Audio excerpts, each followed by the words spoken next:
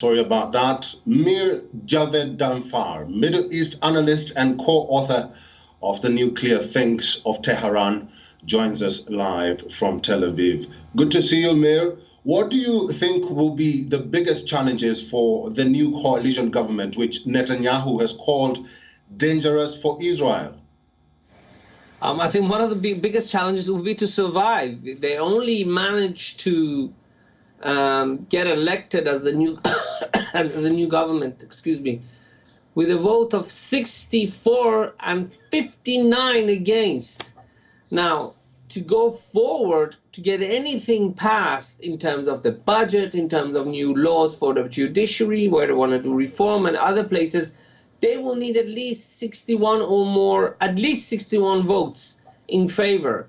And, you know, to get everybody on board is usually a challenge in any democracy, but especially in Israel. So I think one of the major challenges is going to be how to survive and how to get things done with such a fragile coalition. But of course, they're going to have other challenges on the way. You know, events have a way of overtaking plans, and unexpected events are a fact of life in politics. So I think they're going to meet unexpected challenges regarding Gaza, regarding Hamas, regarding Iran, and other things. And you know, again, the fact that it's such a the government has such a razor-thin majority will make it more difficult to also face these challenges as a unified government. There's also another concern. Power is in the hands of another hard-right nationalist. Do you think there's going to be much change in Israel's diplomacy on global platform?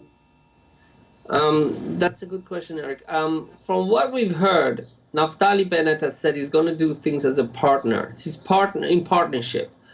Excuse me. His partner is Yair Lapid. That's the person who is sharing the Prime Minister's office. Of course, they'll be turning turns. First is Bennett 2 years, and then Lapid 2 years. Now, Bennett has said he's going to do things as a partnership, not as if, you know, he's the only ruler, who is the only prime minister. So if that's going to be the case, I think we're going to see, because Lapid is more moderate, he's more pro-peace, he's more pro a more nuanced approach of Israeli foreign policy. So I think if that's the way, then I think we could see improvement in Israel relations with America, Israel relations with Jordan, which has been suffering a lot, and also with the EU. But in terms of our other relations with other important countries such as India, China, I think it's going to be continuation of the same, if not better. Regarding the Palestinians, it's going to be a bit tricky. On the one hand, I think when it comes to the PLO who ruled the West Bank, I think we could see some efforts to make life economically more easy for people who live in the West Bank in order to strengthen the PLO. But in terms of Hamas, it's that's going to be difficult, because Hamas just doesn't believe Israel should exist. It's a jihadi, fundamentalist, fascist organization.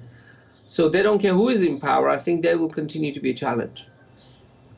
Let's talk about Naftali Bennett. Even as the new prime minister has called for restraint for an ideologically divided bloc, do you think different ideologies could overpower policies later? We are hoping for. That's what they're promising. They're promising to work together, and I think will be a historic moment in Israel. It's something that I think everybody, or excuse me, majority of Israelis would welcome.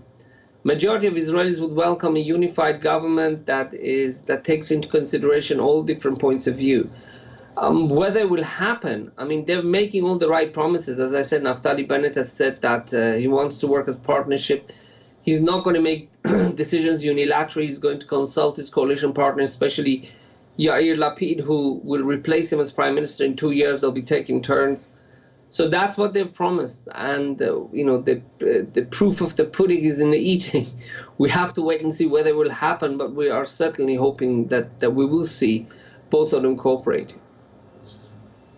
Well, my last question to you, Mir, is it's of course a big setback to the longest-serving leader of Israel, Benjamin Netanyahu, but he is totally unwilling to give up and has in fact, vowed to return to the political stage soon. What do you make of this? Eric, don't ever rule out Benjamin Netanyahu. He's a master politician. He's the man who could talk his way out of a room with no doors. I mean, he's done this before. He lost twice and he came back. Once he was in 1999, if I'm not mistaken, the elections then, where he was, severely, not just beaten, trounced. He brought Likud to its lowest ebb. He even left politics for a while, but then he came back and he won the premiership in 2009 and he became the longest serving prime minister of Israel. So, this is his nature. He doesn't give up. He believes in what he's doing. And also, I think he's also creating a bit of a complex that he sees himself as the, after you've been in power for 12 years, it gets to you. You start imagining yourself as the king, not as the prime minister. You sometimes you imagine yourself as the anointed king who needs to be there. And I think him and his wife also have started to develop this view. So it's not surprising. He's not going to go away. He sees himself as the qualified leader. And there are some people in Likud who do see him as that. Because after all, he brought 30 seats to the Likud, which is far more than any other party in Israel. So, yeah, expect him to stay around, and impossible is nothing. He may even come back one day as the prime minister unless he gets indicted for his three cases that is being tried for in the court. Meir, live from Tel Aviv, thank you very much for talking to WION.